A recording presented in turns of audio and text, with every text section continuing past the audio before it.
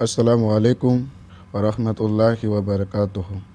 میں شروع کرتا ہوں اللہ کے نام سے، وہ بڑا ہی نہایت رحم کرنے والا ہے۔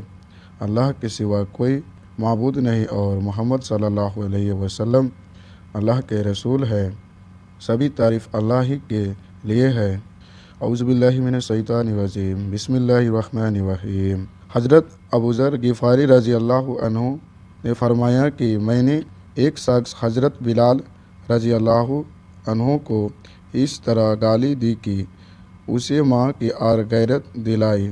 رسول اکرم صلی اللہ علیہ وسلم نے یہ سن کر فرمایا، کیا تم نے اسے اسی کی ماں سے آر غیرت دلائی؟ ابھی تک تم میں جاہلیت کا اثر باقی ہے۔